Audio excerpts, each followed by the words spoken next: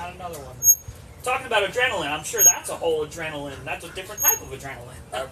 In 10 years, I was held at gunpoint 4 times. That's 4 times too many. 3 times. Are you about to try to justify this? No, but I mean, not once do I positively know that somebody ever discharged a firearm at me. I do not know if that ever happened. That's good. I never found bullet holes in any of the cars that I towed that probably weren't there prior. I never found any holes in my trucks besides dents from beer bottles. I did have somebody try to take down a beer bottle. That's a funny story. We'll tell that another day. I hope we might tell that when Ted's here, because Ted was with me, and Ted's really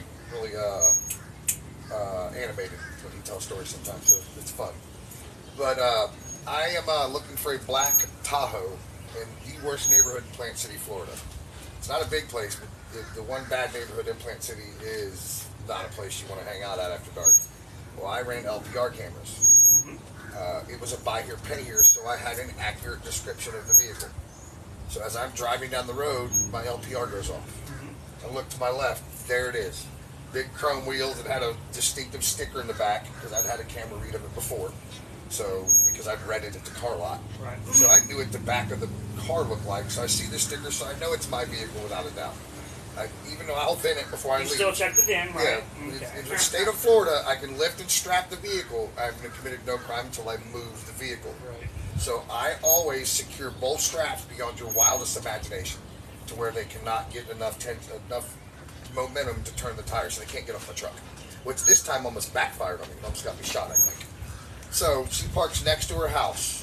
Her driver's door is by her side door, like just enough room to open each door and get in the truck. So I back up to it, I hook it. I've got both straps on. I'm on my driver's side, which is her passenger side. So I'm getting my last strap on my second strap, and I'm ratcheting it to where the tires, it's just been into the tire. It's got a 350 in it probably. It's a V8, so it's got a little power. So I want to make sure my strap's so tight the wheels won't turn. Well, I wished I would have done that because she had it in drive, foot on gas, hanging out the passenger window, holding the gun like this. You told me about this one. The vehicle's trying to bounce up and down from trying to break the straps loose. So she wants me to reach down and unstrap. Well, the second I unstrap, it's going to suck my striking arm into the wheel lift because her foot's all into the gas. Right. So I'm trying to explain to her over the motor revving, over my diesel, and her screaming. Literally, she can't even see me. Right. She's just holding the gun out the window with her foot on the gas like this. And I'm telling her, I said, if you want me to unstrap it, you have to take your foot off the gas. I'm not sticking my arm down there. Right. So she finally stops, but it rotated the tire just enough to make the strap so tight that I literally had to pull my pocket knife out and cut the strap so she would not shoot me. That was the only time that I was confident that there was a potential chance of being shot. So well, no, out of 4, 2 times I was concerned. So it went from 3 to 2. Yeah, I've been held at gunpoint 4 times. One time really didn't cater. They just kind of put it up and stuck it in their pocket. So It still counts to me. yeah, but they just wanted me to know they had it. They weren't pointing it at me no more. Gotcha. So I was a little more comfortable with that. None of those situations were ever comfortable. So I finally get her to stop doing it with the gas and put it into park. So I can't get the strap off, so she's getting mad again. But now she's hung out the window because it's in park no more, just like this. Right. She's not stretched across the cab. So I feel less likely to get shot because she's not flailing the gun. A little calmer. And I like if she's carried my Glock, I'd be dead already because it's a 3-pound trigger on it. She'd have shot me like 6 times. She would have shot at you. Yeah. So I've convinced her to stop. I've cut my own strap, which sucks. I keep extras. And I get her on the ground. She just out of the wheel it before I can even get it. Well, the entire time I'm on the phone with 911 with a headset, so they hear everything. So Plant City PD is en route, and they do not play around. They had Bluetooth back then? No, I had little headphones. Oh. I had my little headphones. I didn't have Bluetooth. Gotcha. I had the little stringed headphones. Gotcha. So they show up like a bank robbers went down. Of Which course. as they should, because I'm being held at gunpoint. They're hearing everything. It's all recorded on 911. Probably just a lot of screaming and yelling and engine revving. Yeah, so they know something bad's happening. When they get there, she's a neighborhood nuisance. So, families lived there forever. They knew exactly who she was. They showed up with assault rifles and Kevlar, dogs. They showed up like this chick was bad, and the people in the house they were. They've been in trouble forever. So he shows up.